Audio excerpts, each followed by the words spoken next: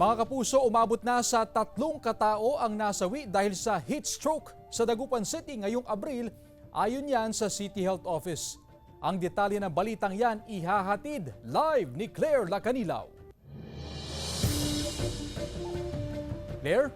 Chris, bukod sa heat cramps, heat exhaustion at heat stroke, binabantayan o tinututukan din ng City Health Office ang kaso ng hypertension at asthma, bunsod nga yan ng mainit na panahon.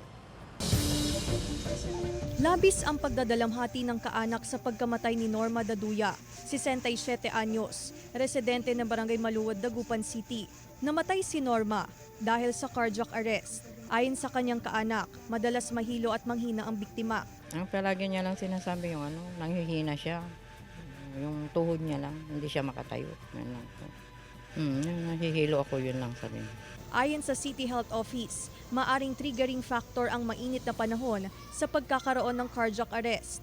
Ngayong Abril, nasa 3 katao nang nasawi dahil sa heat stroke base sa tala ng CHO. Kaya tinututukan na ng City Health Office ang mga pangunahing sakit dulot ng mainit na panahon tulad ng heat cramps, heat exhaustion at heat stroke. Bukod dito, binabantayan din ng Health Authority ang kaso ng hypertension at asthma. Sa mga barangay, we have our barangay nurses, barangay midwives na nagmo-monitor din po.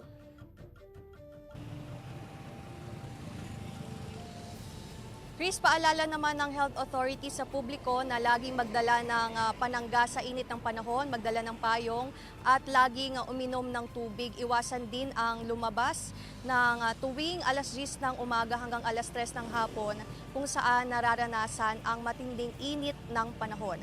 Chris. Maraming salamat, Claire Lacanilaw.